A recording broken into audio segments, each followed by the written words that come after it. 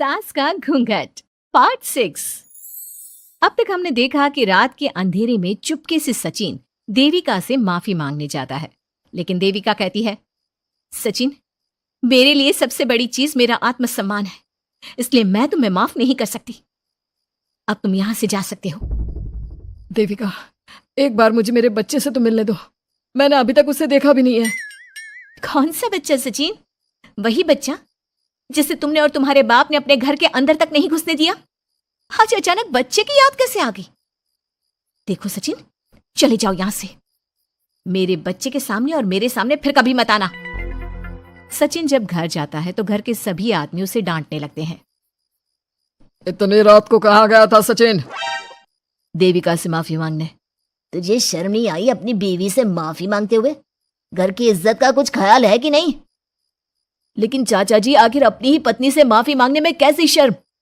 लो जी लो, नवाबजादे पूछ रहे हैं कि कैसी शर्म। अरे मुझे अभी तक यह समझ में नहीं आता कि देविका तेरी पत्नी है या तू देविका की पत्नी है।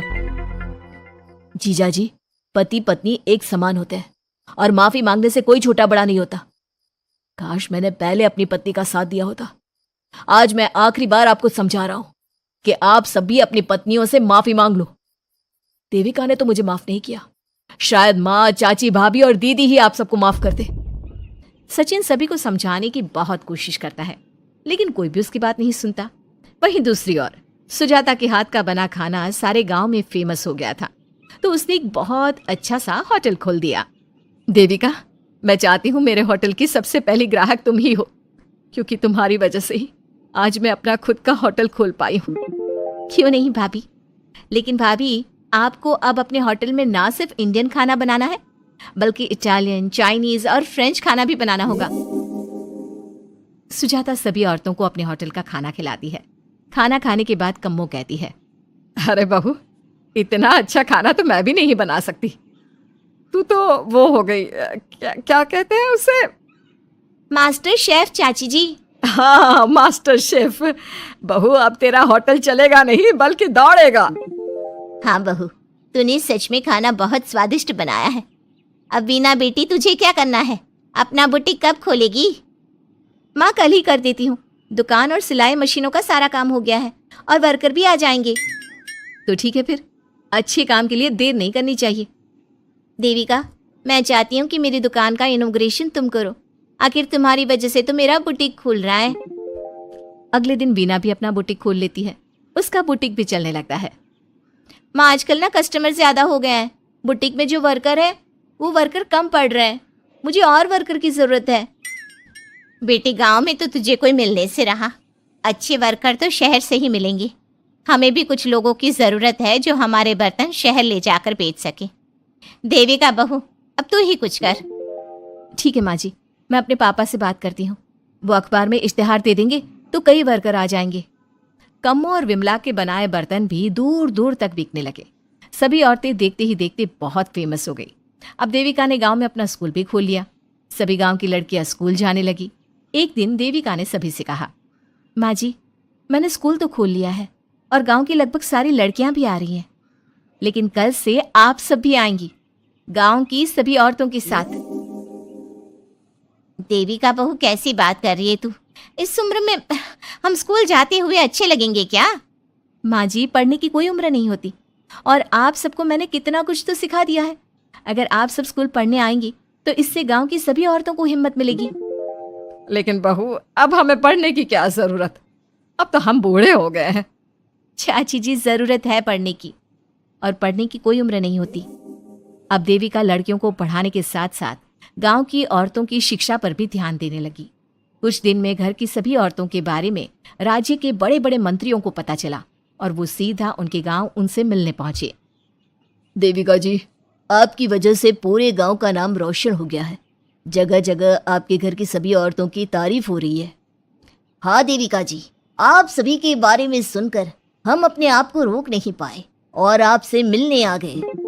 देविका जी, हम आपको और आपके घर की सभी औरतों को सम्मानित करना चाहते हैं और आपके स्कूल के लिए डोनेशन भी देना चाहते हैं। इस तरह मंत्री और गांव के सभी लोग देविका के साथ साथ उसके घर की सभी औरतों को प्रतीक चिन्ह देकर, फूलों की माला पहनाकर और शॉल देकर सम्मानित करते हैं। इसके अलावा देविका के स्कूल के लिए भी बहुत पैसा देते हैं। जिस पंचायत ने देविका के खिलाफ फैसला सुनाया था, उस पंचायत को अपने फैसले पर आज पछतावा हो रहा था। उधर घर के आदमियों की हालत और भी खराब हो रही है। बापू चाचा जी, अब सचिन ने आपको समझाया था कि सबसे माफी मांग लेते हैं, तब आपने हमारी बात नहीं सुनी। अब देखिए सभी का राज्य में कितना नाम हो रहा है, खुद मंत्री जी उनको सम्मानित करने आए हैं। बापू, मोहन और सचिन ठीक कह रहे हैं। हमारी हालत तो दिन पे दिन खराब होती जा रही है। ना तो हम घर का कोई काम कर पा रहे हैं और ना ही बाहर का। तुम लोग जरूरी बात सबसे आखिर में बताते हो। ये बात तुम लोग पहले भी तो बता सकते थे। भैया, हमें सबसे माफी मांगनी चाहिए और सबको यहाँ बुला कर लाना चाहिए। ठीक है, तुम सब यही चाहते हो तो चलो, आज ही घर की सभी औरतों को घर ले आते हैं।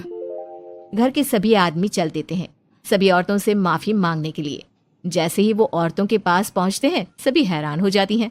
कम्मो, ये सब यहाँ क्यों आए हैं? पता नहीं, लगता है आज फिर झगड़ा करने आए हैं हमसे। अगर आज कल्याण ने मुझे कुछ बोला तो इसे छोड़ूंगी नहीं मैं भी नहीं छोड़ूंगी मोहन जी को। ना इनका भरता बनाया तो मेरा नाम भी सुजाता नहीं। शांत रहो आप सब, देखने तो दो क्या कहते हैं। सभी आदमी अपनी अपनी पत्नियों से माफी मांगते हुए कहते हैं, कम्मो, मुझे माफ कर दो, मैं तुम्हें घर ले जाने आया हूँ। तुम्हारे बिना घर बहुत सुना लगता है विमला, घर चलो। सुजाता, मैंने जो भी तुम्हारे साथ किया उसके लिए मैं बहुत शर्मिंदा हूँ। मुझे तुम्हारी और तुम्हारे हाथ के बने खाने की बहुत याद आती है। तुम मेरे साथ घर चलोगी ना?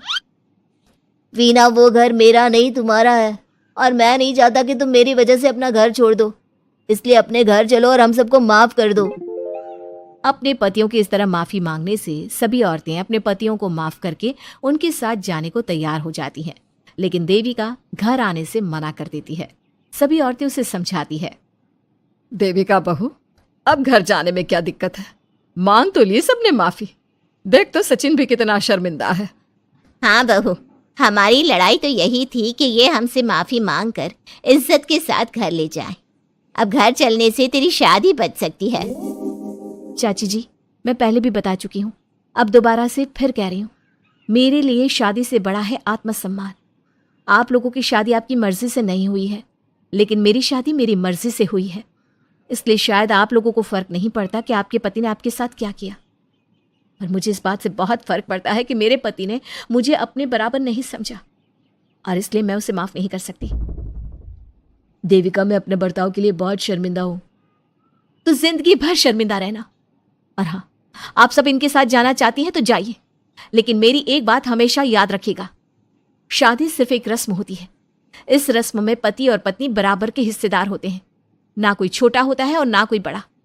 इसलिए यदि आपका पति आपको सम्मान दे तो बदले में उसे सम्मान दो, नहीं तो वो जैसा करे आप भी वैसा ही करो। देविका सचिन के साथ नहीं जाती है और अपने बेटे के साथ वहीं रहने का फैसला करती है। अब वो न सिर्फ अपने गांव बल्कि हर जगह जाकर महिला शिक्षा और उनके अधिकारों का प्रचार करती है। हमारे प्यारे दर्शकों, हमें कमेंट करके जरूर बताएं कि देविका का ये फैसला आपको कैसा लगा और हमारी कहानी सास का घूंघट आपको कैसी लगी। इसी तरह की मजेदार कहानी सुनने के लिए हमारे चैनल को सब्सक्राइब जरूर करें।